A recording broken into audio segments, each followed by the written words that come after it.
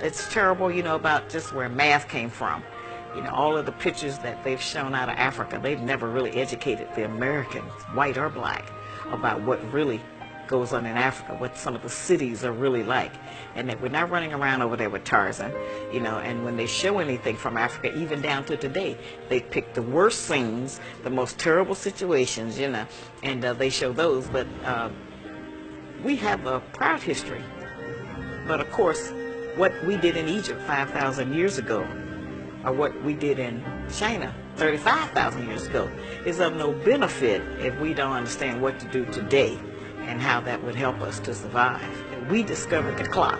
We did discover the wheel. Black man has never been a caveman. You've never been in a cave. There's no history of it. You've ever been in a cave. We discovered mathematics and the alphabet and writing and all of those great things that they have built a foundation on, that they came and got and took back to other countries. We don't know what Africa would be like without the white influence. We don't know what it would be like without the Rockefellers and De Beers and all of them. We don't know what Africa would have been like. We do know that there were greater places in Africa other than Egypt, which is the only one they let us know about. Concurrently and simultaneously during the Pyramid Age, there are great things happening in West Africa. But we very seldom. There are nations known as Dar-Tichit. Dar-Tichit is now, would geographically presently be located where Ghana is. We had the Nak culture, which is where we today would call Nigeria.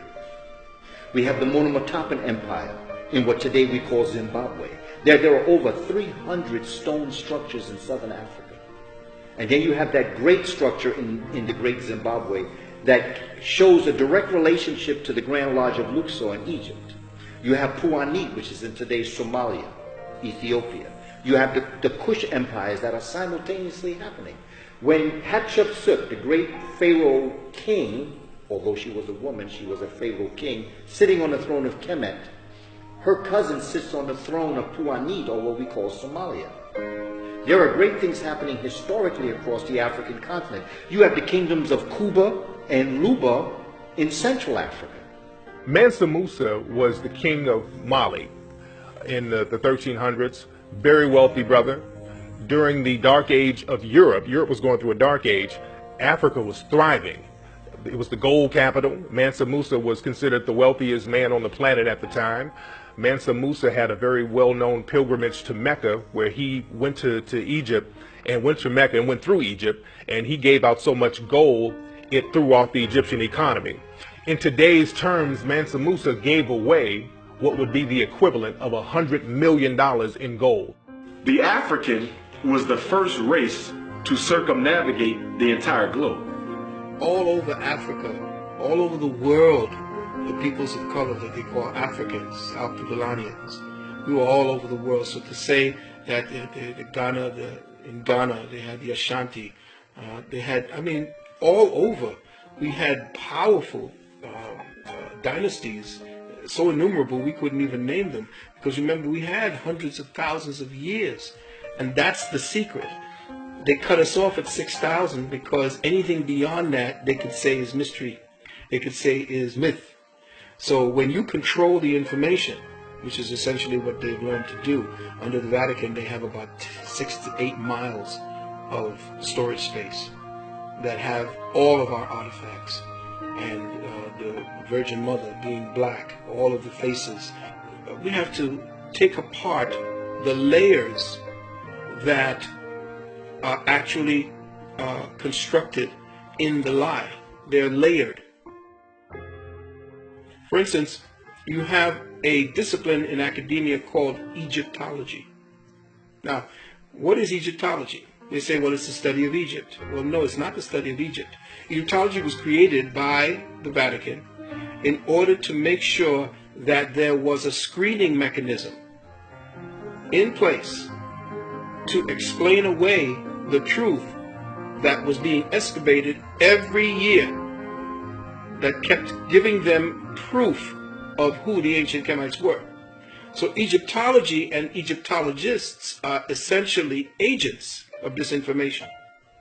Where else do you see a society, a people, and a way of life actually become a science? unless you have specific purposes to make sure that the information that you are gathering on those people are given the proper perspectives to maintain the lie. So you don't get an Americology, you don't get Europology, you don't get Russiaology. Richard Pryor, right? When he had his special back in 1977, there's a scene.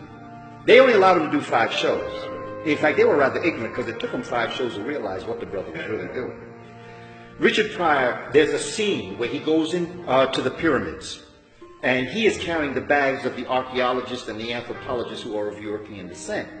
And they're talking amongst themselves about what this find is and its importance, the greatness of it. And Richard Pryor is in this temple looking all around, and he begins to say, all these people are black.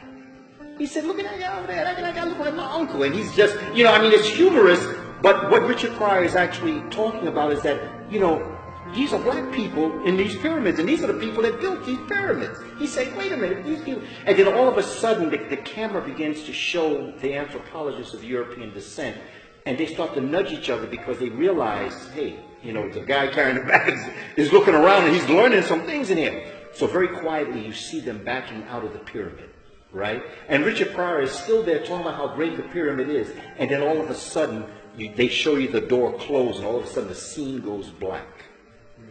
Which means that was the blackout on the information for black folk to understand their history. This is what Richard Pryor was dropping on us in 1977. This is what actually has happened. Richard was telling us, this is what has happened to us. Because as you become conscious, and brother becomes conscious, and as a community we become conscious, the Europeans who know this are beginning to realize. So they're trying to shut the door on us.